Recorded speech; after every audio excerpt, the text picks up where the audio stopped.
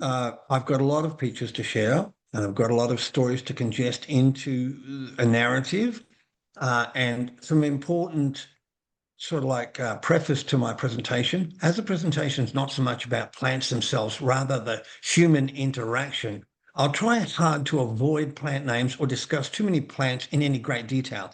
It's more about our relationship with the plants than it is anything else.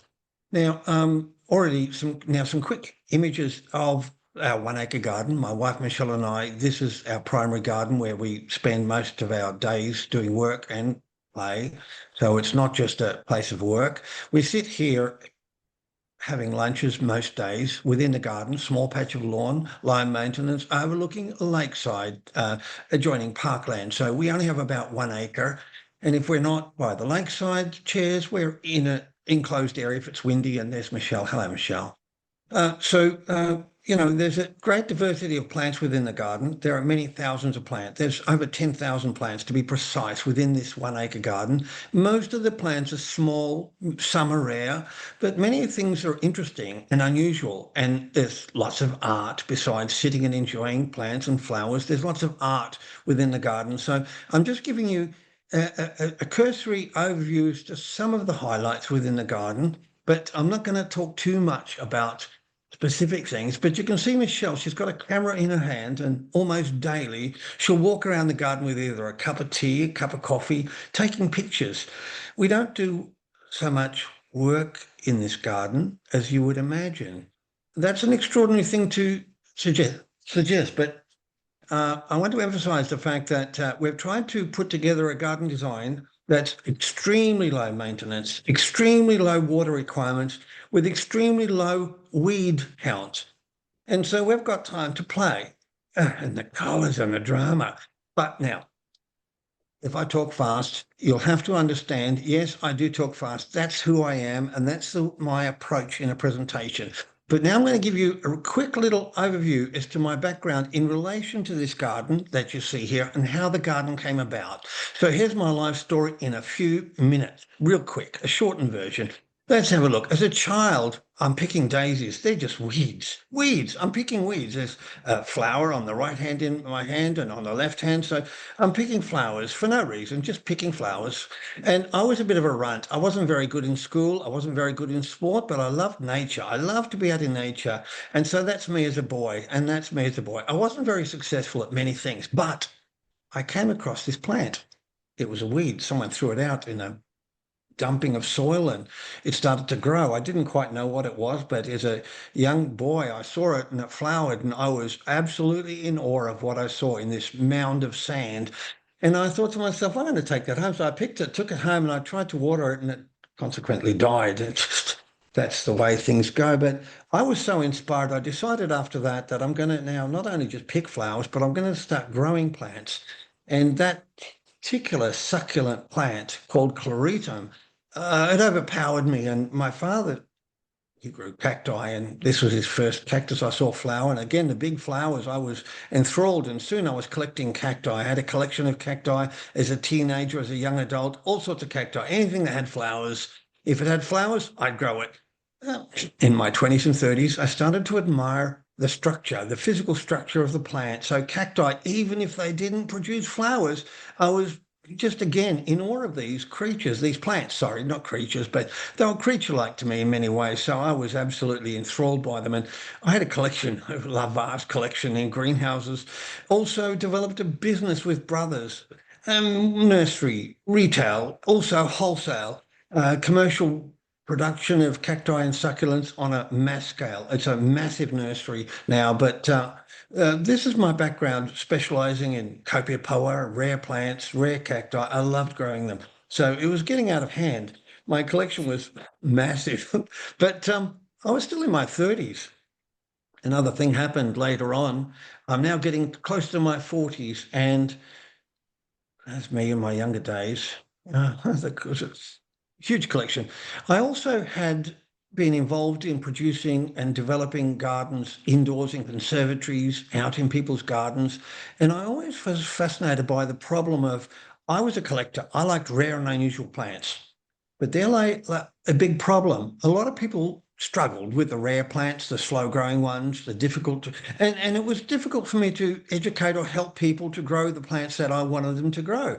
But I thought, what if I could start growing plants that are easier to grow? Now, first thing I did was I spent time visiting plants in habitat. I'm at the base of a tall cactus there on the left-hand side. There I am, standing there underneath large trichostriaceae. Hello, Michelle. I met my wife, Michelle, and that's in the nursery where we both fell in love. And at the turn of the century, I'm going to say goodbye to cacti now. At the turn of the century, through tragedy and misfortune, I lost my nursery business, and with it went my large collection of cacti. At the age of 40, I retired with a large payout sufficient to allow me to pursue non-profit experimental ventures. Hence, Michelle and I invested in a block of land in a rural fringe, a suburban fringe of Melbourne metropolis. And so this is right on the edge of suburbia. We purchased an acre of land, and that's Michelle standing there looking at, what are we going to do? Where do we start? Well, for me, it was all about experimentation. We're going to do something very different here. For a start, we're going to do some landscaping. So we did. And of course, it was a dry climate. We had some drought years. Gardeners were complaining about watering and maintaining. And we had trouble initially watering things with buckets of water we brought in bags and watering from the lake. And we had to put in hoses. And eventually we realized to establish young plants, we did use a hose, a tap. We watered a lot to get things going. But once they were going, they needed less water, obviously. But to establish them, we did use the hose frequently. As plants got larger, we found we had to do less work weeding. The plants were sufficient at crowding the weeds out. And some parts of the garden became so crowded. And talk about entertaining. There's Michelle right in the bottom in the back there. Can you see her? Now, we have gained a reputation now, and there's in the background, you can see a bus. See the bus coming? Well, we have sometimes on one weekend, it was on the television, and we had 1,100 people through over 3 days.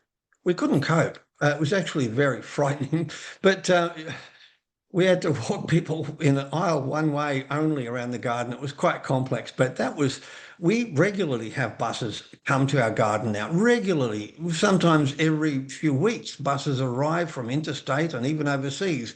Now that's looking into the garden. You can see it's now quite well established, and you might see me right in the back. Oh, there, I'm right towards the left-hand side in the lower left. You can see me looking into the garden. It's very busy. We've often had to um, um, in fact, kill plants, cut plants out just so we can get in and around certain parts of it. But there I am walking along the path, ready to greet another bus group. Within the garden, there's Michelle hiding under a cordyline on the left side, and there's a gate to the parkland, a gate to the parkland and lake. There's about 14, 15 acres adjoining our property. But that's looking across at the lake, and there's palm trees now that are quite mature. So it's not just cacti and succulents. We have a corner that's quite humid and tropical, and got some interesting plants there. But for the most part, there are cacti and succulents. We'll look at some of the native ones in detail shortly, but I need to give you the understanding that there is a patch of lawn. It's modest. We had vast lawn areas, mowing frequently every 10, 15 days, the lawn, but now we've reduced it in size enough that we've got lawn to sit on and enjoy, but for the most part, the whole 1 acre is now a big garden. And there are so many crowded succulents that the weeds don't really get much of a chance to establish themselves. But within the garden, there's a lot of complexity, a lot of interesting things and stories, and I can tell, goodness, the colour. There are some rare plants, some interesting plants too. But this isn't a presentation about rare or interesting plants. This is a presentation about hardy plants, easy plants, not difficult plants at all. These are plants that anyone can grow, especially in a Mediterranean-style climate. There are plants here that some of you may be familiar with. There's gazanias in the foreground, there's agaves, but there are such crowding. It's almost like there's hardly any room to plant new things. It's just really busy, so busy, but colourful. There's another chair, another place we might sit. And throughout the year, throughout the seasons, there's so much drama. There isn't a day of the year where there isn't a lot of things flowering. Every day of the year. You can see in the back, there are tables and chairs where we sit. See them on the far back left? on a sunny day or a cloudy day. And again, another place where we sit. And there's flowers, and oh goodness, there's just so much going on at any one time. It's such an exciting place for us. Every day we walk around with a camera, every single day. Now, I stop for a moment because the word luxuriant, it's an unusual sort of a word, but how could it possibly be applied to a Mediterranean garden? If you were to think of a typical xeriscape, now xeriscape or a xerophyte, a plant that's a xerophyte, in case you're not familiar, it's a plant that requires very little water, and it's a plant that can utilize water sparingly and survive long periods without additional water from a hose, tap, sprinkler, or rain. So a xerophyte and a xeriscape is a garden that's considered to be usually a no water garden or a low water garden, or just as often a dry looking garden. Well, a dry looking garden, I've often seen dry looking gardens and they don't appeal to me at all. And Michelle also doesn't like the dry desert look. We like the luxuriant look. And when you think of luxuriance, you don't think you can apply that to these sorts of plants, can you? But when they're planted so thickly and so colourfully like this, it does look actually luxuriant. It's a contradiction, as if, how could these be xerophytes when they look so lovely and lush and luxuriant? Look at the colour through the seasons. Gosh, this is all within our garden. So, this is all in that 1 acre garden section. There are different parts or places hidden here and there. They're not always obvious, but wonderful to look upon, and they change through the seasons. Now, this is native. It's a eucalypt. It's normally considered a tree genus, but this one is a short, and it grows to 1, 2, 3 meters high or in width as well, and the flowers are large, as big as a fist of a person. So that's a big flower for a eucalypt that'll flower at 1 meter in height. Eucalyptus macrocarpa. And it's just look at the buds after those flowers, more flowers after that. And the birds love it. And so it's a great plant to have in the garden. And we've got lots of it growing in the garden, but they're hidden here and there. And when their turn to shine comes along and they flower, and beneath and around them, all those green things, they have yet to put on their show. But each of those plants has got a highlight, some advantage, and I'll cover some of the advantages in a short while. Now, there's a bare patch of sand. We need that. We call it the desert plain. There's not too many gardens with a desert in the middle. We've got a desert section in the middle of our garden. And in that desert section, we sprinkle seeds from the desert. We gather and we sprinkle them, and sometimes in good years, with sufficient rain, they'll grow. And this is a beautiful, beautiful thing. Oh gosh, it's Australian. It's native. And of course, we integrate art. They're metal spiders that artistically complement, or a skull. In the desert plain, we have skulls and bones to exemplify the idea of being like a desert, a sandy desert. But these plants that we grow in this desert section are so beautiful. And, that's so lovely. It's not a little plant with little flowers. Oh, I love it. But nonetheless, now, looking at this scene, you're going to now see Michelle walk through, in the foreground, that's a hybrid dysphyma called Dysphyllum sunburn, and it's flowering heavily.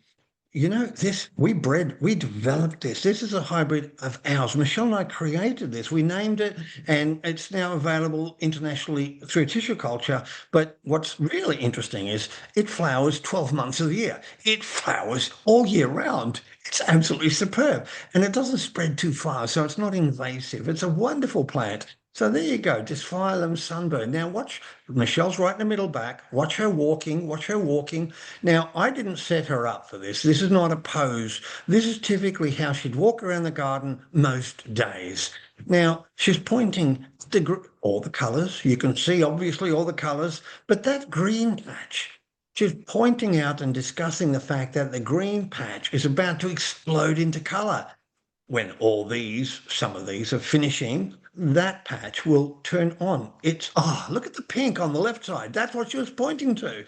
Wow. Talk about when I think of cacti and succulents, I think of plants that grow slowly. I think of plants that flower infrequently. But in actual fact, I find cacti and succulents are more dramatic than any plant I've ever known. These things are just extraordinary to see when you see them at their best. Oh, now, if you were to ask me, what's your favorite succulent, Attila? I often get asked that question. Well, guess what? It's this.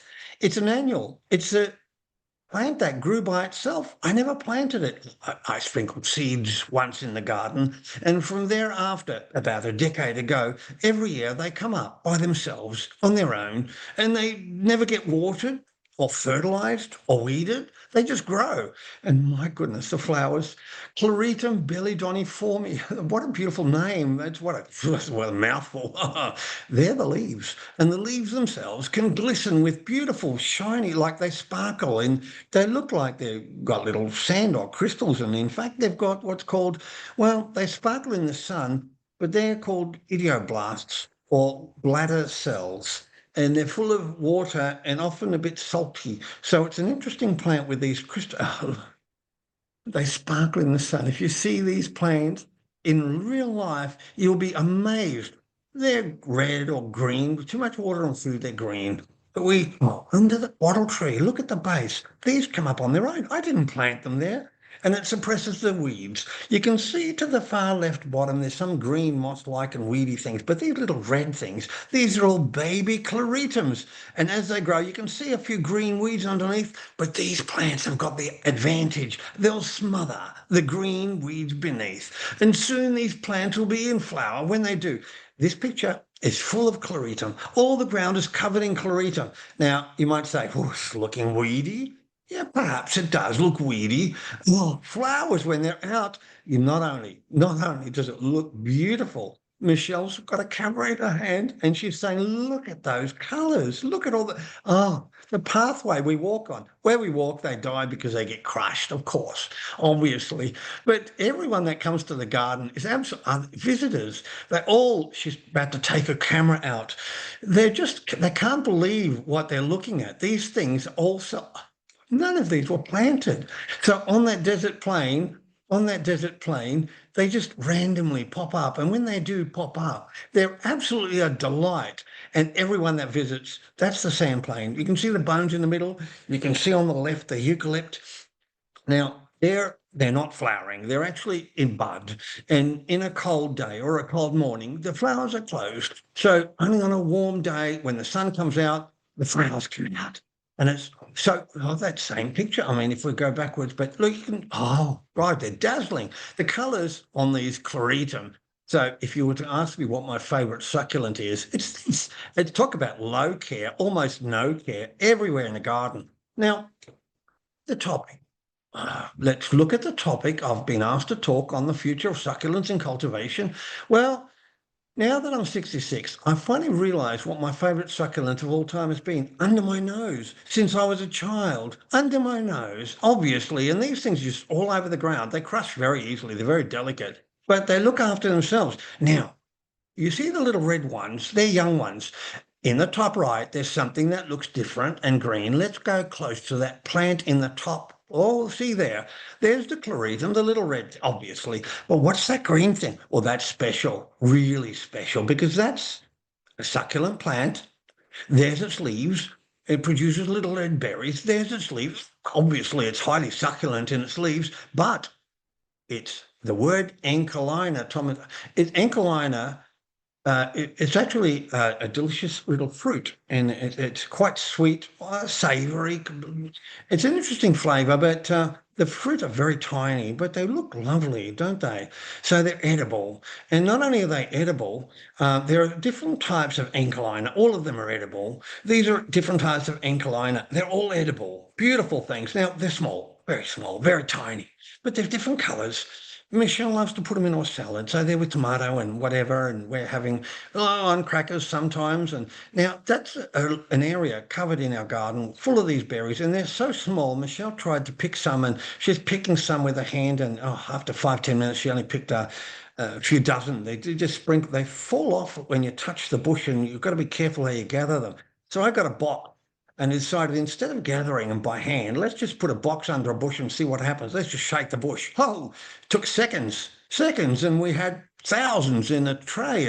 And gee, And what do you do with them? Well, you can experiment. I do. Here we are. We're having snacks and we ate some with the cheese and crackers, but in a glass of water, I put some in as a test. And I thought, I wonder what, let's say, for example, what would it be like in a drink? Would it be healthy? Would it be a tonic? So there's these two glasses. We drank one and ate the little berries, but in one of them, I left it overnight. And in the morning, hello, Michelle. In the morning, that glass of water turned pink. And I thought, oh my God, that's beautiful. What if you had gin and tonic and you put some of this in there? Wouldn't that be a talking piece, like having tequila or something or mezcal in your drink? What a wonderful experiment. Now, one day we had visitors over in the garden in a picnic, and we had blueberries you can see in the bottom, and also the little red berries, the Encolina berries, and they're so tiny, they're insignificant. Everyone grabbed the blueberries, everyone grabbed the broccoli and carrot and everything and dipped in the dip. But Michelle grabbed a bit of broccoli, dipped it in the yogurt or something, and then dipped it into the red, and she put it in her mouth. Now, it's already been 15, 20 minutes of visitors eating. But when they saw Michelle do this, other people grabbed a piece of broccoli and tried the same. What an interesting experiment. Suddenly, people were trying it too. Now, let's talk about something we're all familiar with, pig face, Capibrotus. Everyone knows pig face. Do you call it pig face? I assume you do. There are different kinds. Australia has native species. They're found in many places around the world, but there are different kinds. Some have big flowers, some have white flowers, some have nice fruit, some have big fruit. I've been experimenting for years now, years and years and years. And what I've learned is I know which ones have the biggest, sweetest, and the tastiest fruit. It's not the one you think it is. It's not Capibrotus edulis. There's one bigger and better, much better. And we have many succulents in the garden. These are also native succulents we use as food. We dig them up in the garden, in our middle, in the desert plain on this particular season. All these little tiny, tiny, tiny, with tiny pink flowers. And they've died here. They're all edible. There's Michelle cooking up something. But it's a calendrinia. It's a native Australian succulent plant. Oh, sorry, it's edible. So another calendrinia. Calendrinia. This is a genus of succulent plants that have edible parts. Many parts of this succulent are edible, and they do have beautiful flowers. Now, you might know this. Some people call it sandfire, and this is edible, of course. It's either called Halosakia or Tectocornia. But what I wish to share with you is they're often found in places with saline soils. But Michelle and I, again, have been doing work for over 2 decades. We've been sampling and experimenting with these, and that's how they might look in a typical habitat. You might recognize this sort of plant growing by the sea, perhaps. But I'm going to share with you one of these. The green one on the left has the name Halosakia halocnomoides. I'm not going to spell it for you or show you, but Halosakia halocnomoides. But look to the right. Now, let's go closer. There it is again, Halosakia halocnomoides. Notice something, top right? Ah, my God, what's that? If this green one to the left is called Halosakia halocnomoides, now, let me introduce Halosakia bulbosa. It's bulbous, it's beautiful, it's delicious. But who knows and who grows these sorts of things? Oh, God, isn't that just so bizarre? Halosakia bulbosa. Oh, they look like grapes, don't they? Oh, and that is Tectocornia verrucosa. It produces seed that in Israel, they're testing it out to see if it can rival wheat as a type of commercial seed that can be harvested. It'll grow in poor, impoverished soils. It'll grow without rain or irrigation. Oh, God. I'm sorry, I get excited. I do. Back to our garden. We see lots of things coming and going into flower. To the right, there's dazzleriums and yuccas flowering. And in the middle, the Dorianthes, the large Dorianthes. They're edible. And see that yellow flower? That's a bulbine. That's edible. It's native, Australian, edible plant. Oh my, look at the size of the inflorescence. One. And the birds love it. And there's sweet nectar in flowers. Oh, you can see me smiling. You know why? I love this plant when it flowers, and we have it flower every year. For the last 20 years, we've got about 40 of them in the garden, and they just put on such a show. But we're often having to chop them out too, and it's not burdensome. when I use a machine like this, you might think, oh my God, that looks like work. No, no, no, no. Sticking these out because I can eat them. You see, this is showing the highly succulent stem, like any vegetable that you have in the kitchen. And the root is somewhat succulent too. Here, large roots of the plant. And you can see, I can break this and snap it with my hand, just like a carrot. And it's juicy inside. And it's been used traditionally by the indigenous people as food source. So we don't just have these in the garden for decoration. We utilize them as food. Ah, the bottle trees. See that big tree there in the middle with the big fat belly? It's not just an ornament. Yeah, we love them for their aesthetic appeal and how they complement the succulents that grow underneath. It's lovely, but you can see even more of these bottle trees dotted around the garden. There's over 100 bottle trees in the garden, over 100 of these. There's even a forest area where we can hug them. They're huge. This is over a metre across at the bottom here, so it's not small tree. Now, we dig these up and move these around a lot. We also enjoy the flowers. We enjoy the seeds. And the seeds, when you remove them from the husk, some have large seeds. This is a brachychiton. It's in the bottle tree family, but these produce such large seeds, they're almost like corn. And there I am. Look at the size of those seeds, left side. That's like corn. You can grind these down and make a coffee drink substitute. It's very nice. And also you can make a bread from the seed, like and I pull them up by the roots and lay them down, and the giant, the massive taproot, you can actually slice it up and actually eat that. There's a group of people from a botanical gardens coming to watch a demonstration. There I am at the left, and I'm lifting up plants that have been pulled from the ground. And what we're going to do is peel the roots, peel the taproot, and expose the white, soft flesh inside. It's sweet and crisp like an apple. It is delicious.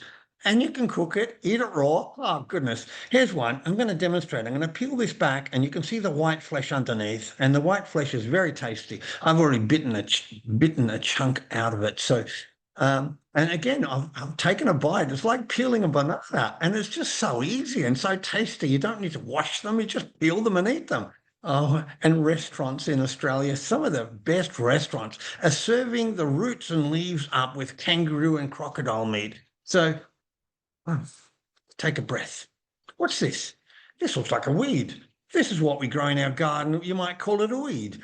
Some of you might call it purslane, Portulaca oleracea. Do you recognize it? I'm sure you do. Everyone has this in their garden. This is a real nuisance to most people, but it's not a nuisance to me. You see, I love this plant. Do you know why I love this plant? Horticultural oleracea, or purslane, is one of the world's most naturally widespread succulent plants. People have traditionally used it as food and medicine around the world. Among its many proven attributes, it has the highest levels of omega-3 fatty acids of any plant recorded. Also, high levels of antioxidants. Hey, I'm just warming up. To the left here, we have your weed called purslane. The green one is weed. Yeah, that's your common plant throughout Europe, and most people in their garden have this in the gardens. Red one next to it, that's strikingly different. It's red.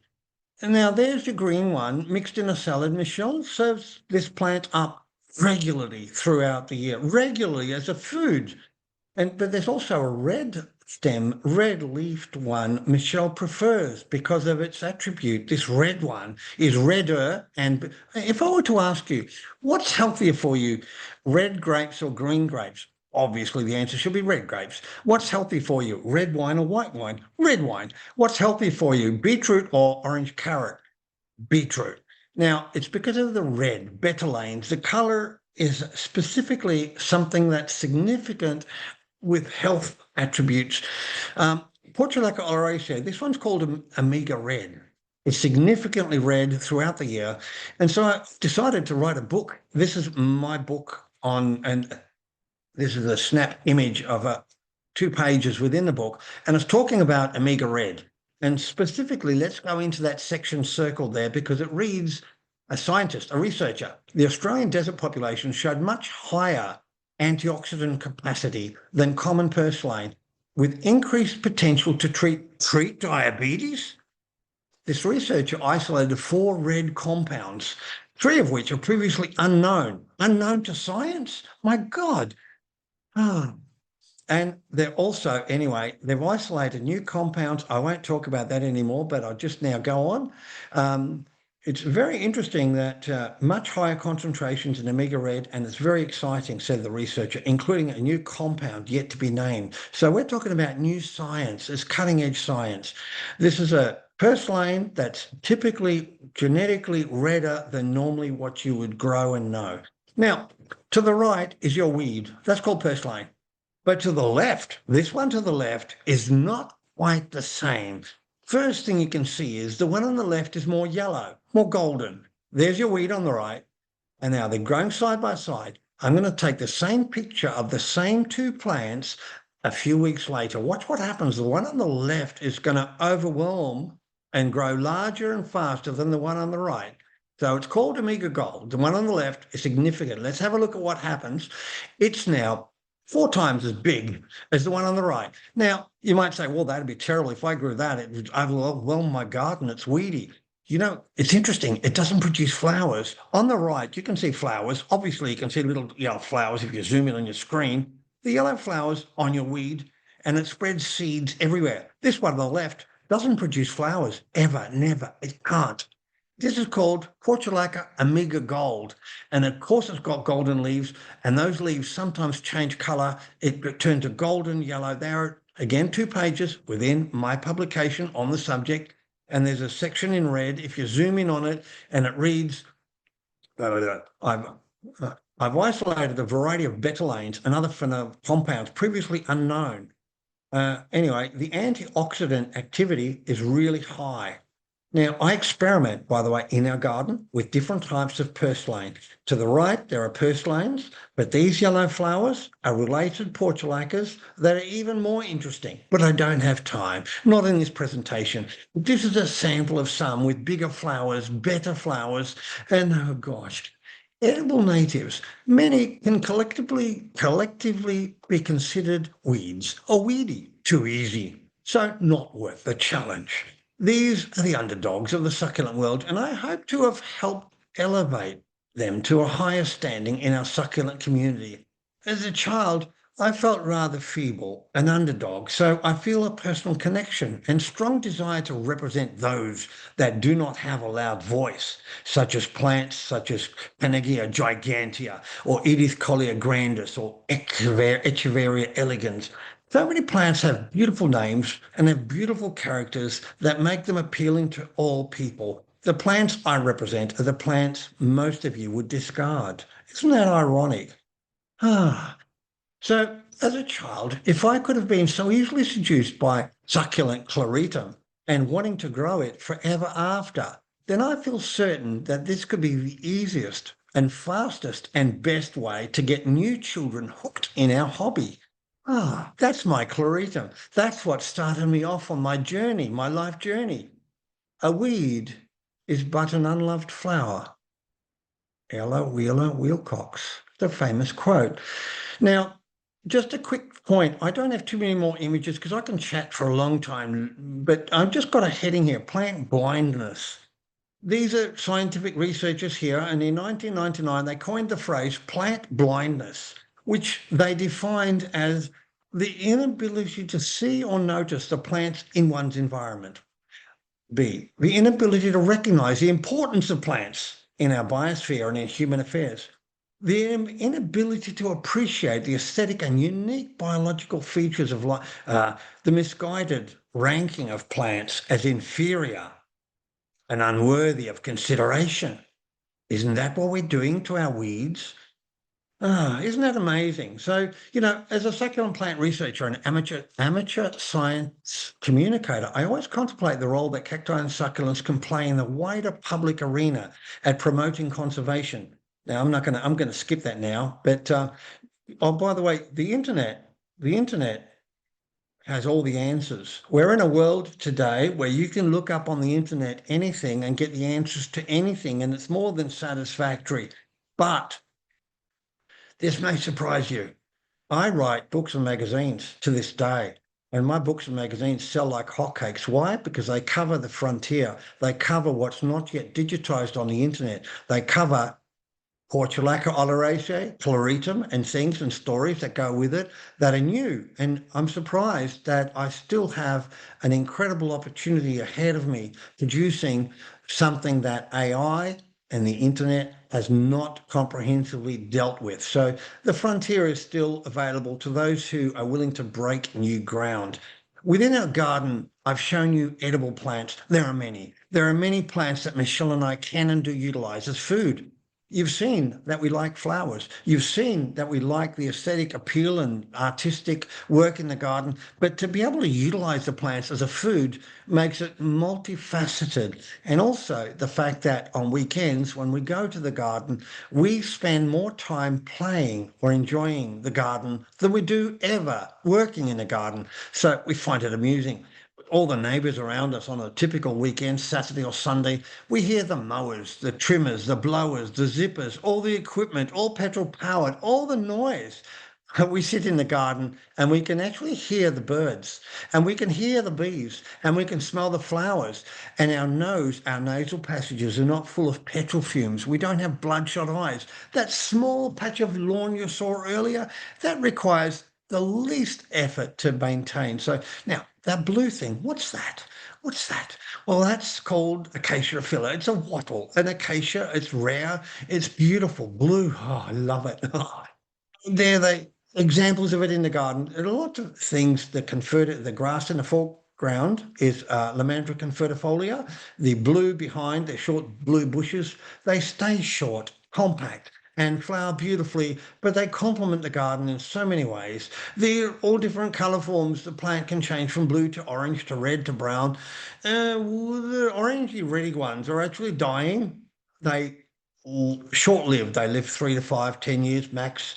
When they die, we don't pull them out. We leave them because they're so dramatic. Acacia filler.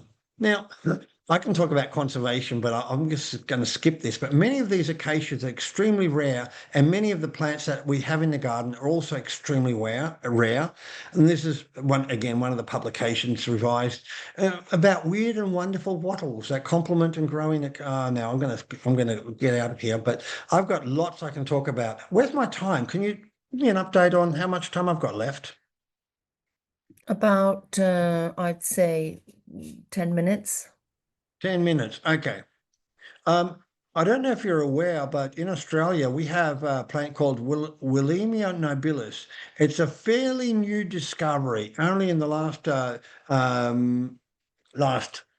few decades. It's been discovered an hour's drive from the city of Sydney. So a large city with over 4 million people, just on the outside of the city fringe. There's a bit of a national park and there's a bit of a canyon and it's remote, somewhat remote. And they found a tree species that's new to science called Willemia nobilis. It's really, really rare. And all around the world, there was such a sensation made about it. It's quite fascinating as a tree. These are just young ones in a botanic garden, but Willemia nobilis, or the Willemia pine, it's recognized as one of the world's rarest plants. Less than 100 trees exist in the wild. That's how rare it is.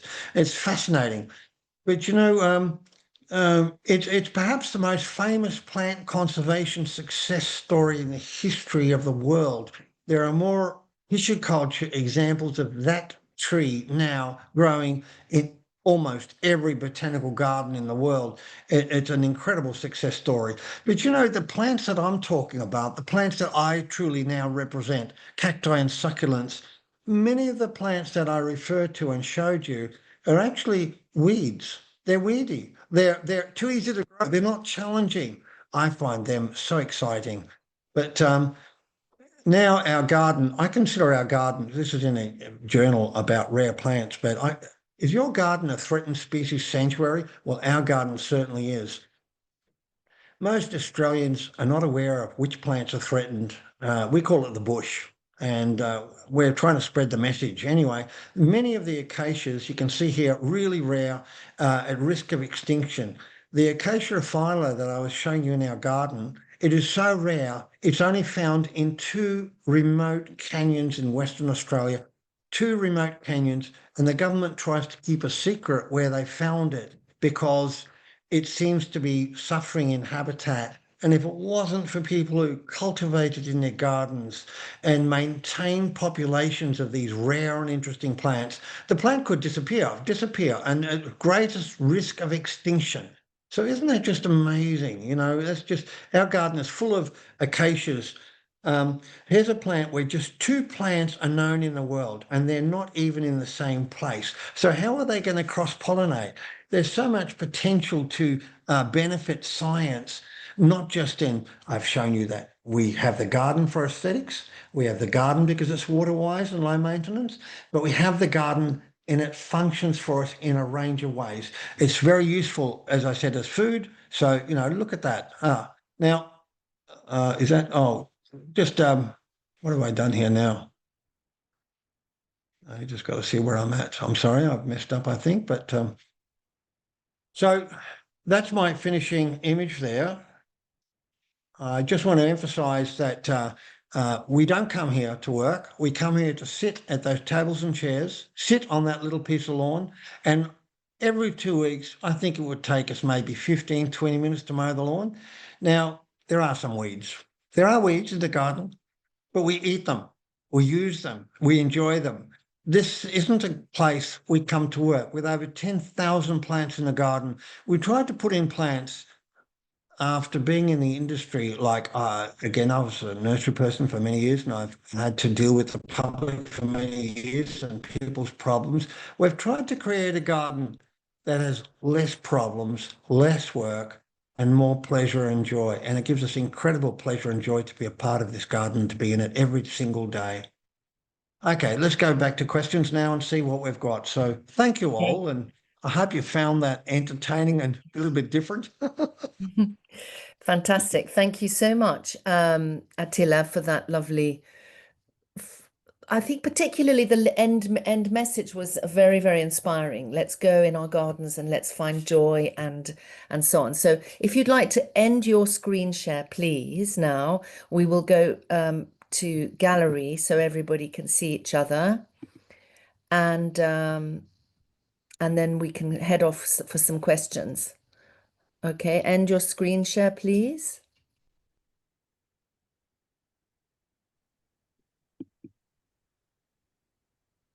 Close down. Find which one it is. Is Anyway, that it? no, Good. it's still there. Oh, I'm sorry. Okay.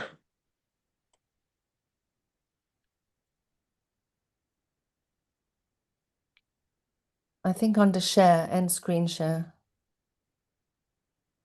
Anyway, Margot, maybe you could start with anything that's been written on the chat. Just some feedback that it was an absolute joy. Thank you from Yvonne Barton. No questions yet. Oh, I guess goodness. I've got a question for Attila. Oh, but I can probably see it in that slide. I just wondered what you do for shade in your garden, Attila, so you can sit outside when it's 40 degrees. Okay, That's so a good let's question. Attila, I really would like you to stop your screen share Yeah, so we I'm can trying go to on to find how gallery. to stop the screen share. Okay, I think you go down to Okay, screen I found share. it, got it, Yeah, got it. bravo, I bravo. found it. Well done. Okay. Okay, excellent.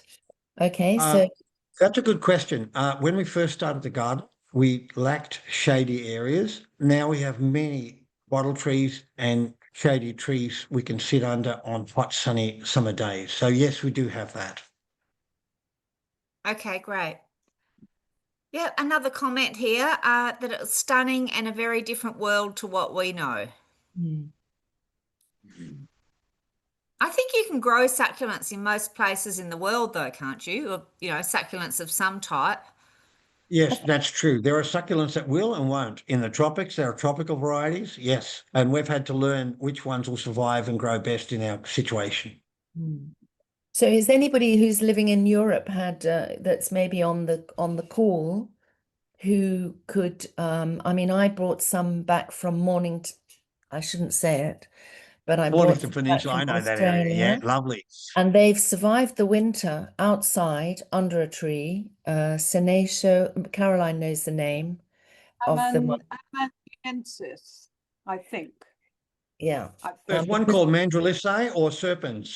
Mandrellisae is a big leaf one. no, it's neither of those. It's Trident Amanniensis, blue. and it has a purple tinge to the foliage, and it came from Fiona Brockhoff's garden. Oh yes, I know Fiona. Yes, yes. And it's quite a strong plant, and it has purple edging to the grey-green foliage, quite tall. And it's quite an unusual Senecio. I've never seen it before, which is why we all fell in love with it. But my question to you is, hers had this wonderful tinge. Mine in my garden, which doesn't get much sun at the back, has reverted to being totally grey green. So I've moved it to the front where it gets more sun. It's the right thing to do. Yeah, that's a good question. You know, it's interesting. Generally, for all succulents, I tell people, as a general rule, the more sun, the more color you'll get, the more flowers you'll get, period. It is so simple. But there's another thing too. If you actually fertilize and water your garden, if you fertilize plants, they go greener. If you water plants, they go greener, they grow lush. Now, the more lush your succulents are, the more pests, diseases, and problems you'll get. But as you can well imagine, in habitat, often these plants grow in very dry, poor soils. When we have them in the garden and we do not feed or water them, they become compact. When they're compact, they become more bitter. The rabbits and the insects and pests find it unpleasant. So we find we have very little problem now with insects, pests, and animals that might eat them because they're really bitter. The concentrations of chemicals within repel animals, obviously. How interesting. And of course, the colours. Now that makes sense. I've got that very colourful Kalanchoe, which goes a really bright red, and I don't do anything to it, and it is a magnificent colour. And it's lovely. I can't think of its name. It was very popular a few years ago. And it's interesting. Fertilizer, in a broad sense, all fertilizer have the basic ingredient being a type of nitrogen, something that gives fast, lush, healthy growth. But that actually is exactly the opposite to what succulents prefer. Succulents don't like that at all. It makes them weak. Well, we're trying generally, all of us, not to use any such thing, you know, because it just creates more work for yourself at the end. Exactly. You know, I mean, exactly. You know, and more pruning and also exaggerated growth, and then preemptive death, you know. So that's one of the tenets. Even when we get hailstorms, when the plants are really bitter and compact, they tend to bounce the hail off better. If you've got a soft green leaf, the hail smashes through the leaves and causes incredible damage. So yes, lots of advantages in keeping them stressed and dry. Okay. All right. We've got a question here for you, Attila. How is Cleritum similar to or different from Delosperma?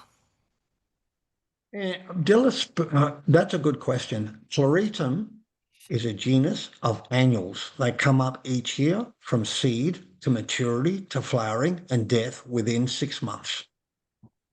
Delosperma is year-round. It's perennial, and it's more of a shrub. Okay. Is that sufficient? I think totally so. That was a question from Beth. Yeah. They're unrelated. Okay. There are someone many else succulents. has commented. It's been a riveting talk. I guess I've got a question about how you manage the succulents that have got those really sharp spines, like a lot of the agaves, which look great from a distance, but they tend to attack you when you go near them. Good question. Well, do you know nail clippers, the clippers for dog clippers? Well, we go around and cut off all the points. See, there are what's called terminal spines at the end of a leaf. That's a sharp tip, and there's little teeth on the edges.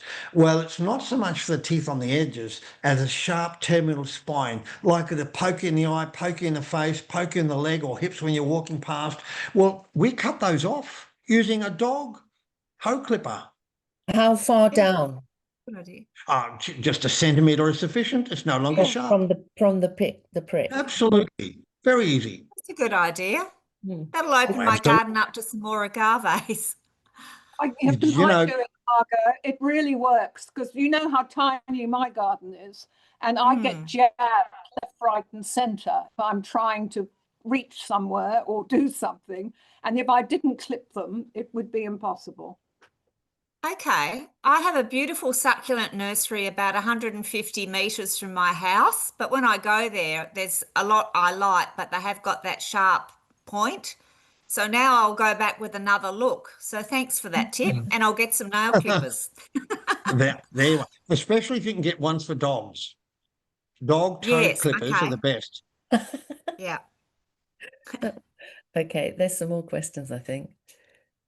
And there's a question, have you tried making agave syrup? No, I haven't. No, I haven't. Okay. A couple more questions. Can you talk about the availability of your books and publications? Well, they're available online. Some businesses do have them. I have now 18 different publications. I've got big books and little books and magazines, depending on the subject matter. But if you like, you look up our website, australiansucculents.com. australiansucculents.com, and it gets directly to, and you can ask me and contact me if it's not available in your area, something you're after. But you can get to see all the topics available, the books, the titles, the prices. So yes. Okay, couple more questions.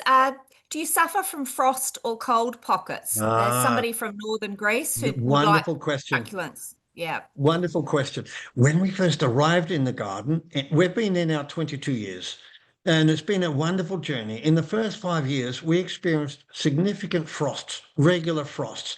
We have a perimeter of conifers now, and the perimeter of conifers are 2 meters and above in height. What they do is the frosts, when they come, they trickle down hillsides like mist and little clouds, and they eddy in the bottom of a valley. Now, as they go down the hill, we now detour them around our garden. Also, the proximity to the lakeside keeps a few degrees higher than the neighbourhood. Another thing within the garden, we've found microclimates.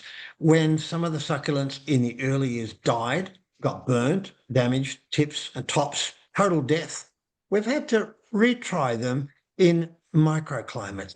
So we've created microclimates, and now all the frost-sensitive plants are happy tucked in alongside or near plants that can give them protection. Okay. Can you use rocks? Because I've put a few rocks around when I need a bit That's more wonderful. heat. That's a very good example. We've got lots of rocks in the garden, and tucking a plant against a rock absolutely is a good, wonderful way to protect from frost. Okay. All right. And someone's asked, how do you remove large agaves which have died? Seems tricky. I basically use different saws, but I do use a saw occasionally, and I've got a thing called it's used by vegetable growers. It's a type of saw that's got like a razor saw. It's not like almost like a kitchen bread knife, and each leaf is cut off and cut into smaller pieces and put into the bin. So, I have cut up big agaves when there are too many and it's crowded or they're finished flowering, and I will chop them up into pieces and send them off to but once every few years I have that problem, not regularly. But do you leave the root in then? The root can be left in the ground. They'll decompose. Absolutely. It's good for the garden. It'll aerate the garden. Okay. I think last question. Was your nursery collector's corner by any chance? I didn't want to spend too much time promoting commercial aspects, but my family business is still being operated by brothers. It's Collectors Corner and Paradisia. It's an international organization. It's very, very big, but I'm no longer associated with it. But I did help, and I'm the reason they had cacti and succulents in the first place. Okay. Right. I think that's it for questions, Angela. Okay. Thank you, Attila. Thank you, Margot. That's fantastic. Now, is anybody wanting to say something direct to Attila? Or have we covered everything today? Well, There's lots of thank yous and bravo. Can I I ask you a question, Attila? There are various portulacas that are sold at nurseries with really showy flowers. Do they have the foliage that can be used in a salad? They look a bit different. No, I would say no. All Okay. portulacas can be eaten, but the ones I was showing are specifically already scientifically proven to be beneficial and healthy for you, whereas those ones are not. They have not only yeah, there you are. That's the simplest answer. I thought that was the case. They look too good to be true, and the flowers almost look too much anyway. Yeah, they're artificially bred. They're bred for their beauty of flowers. They're not bred for any other attribute. So they're not the recommended food source. No. Because one of the best salads I've ever had was in Greece, where if you're in the country, that's what the locals pick and put in their salads for their everyday life. I have to caution, there's some interesting things. That plant called purslane or portulaca, if you pick it in the morning or pick it in the afternoon, it'll taste different. Bizarrely, as bizarre as this may sound, you really need to have the plant in your garden as a weed, and you pick it fresh and you put it into a salad within the hour of picking. The reason is it's crisp and tasty. If you wait and pick it and put it in the fridge or keep it in the kitchen, the next day it'll be slimy and unpleasant. I think these people knew what they were doing, because there you are. Unexpectedly, they were just having their family lunch. They asked my husband and I to join them, and it was the best salad I've ever had. And then she showed me the plant in the garden, and I recognized Michelle puts balsamic vinegar. Balsamic vinegar does wonderful with it, but with salt and pepper and with your tomatoes and other things, it really is delicious. Let's have a bit of a, Caroline, let's have a bit of a health warning. So don't go out there and start randomly, please. We don't want, we need to keep our membership up. Thank you, Angela. Okay. Thank you all for joining today. It was great to see so many from the other side of the world. It's phenomenal technology. I just love it. Thank you, Margot, for taking the questions so beautifully, and Attila for entertaining and illuminating speech. So we will follow up on your website. Can you just repeat that name? AustralianSucculents.com. Cool. So all the information that we might need will be there. So see you all next month, and thank you all again. Thank you, and thanks, Angela, for organising it. It's my pleasure. Cheers. Bye-bye. And Bye, thank you, everyone. Attila. Most entertaining. Thanks, Attila. Bye-bye. Bye-bye.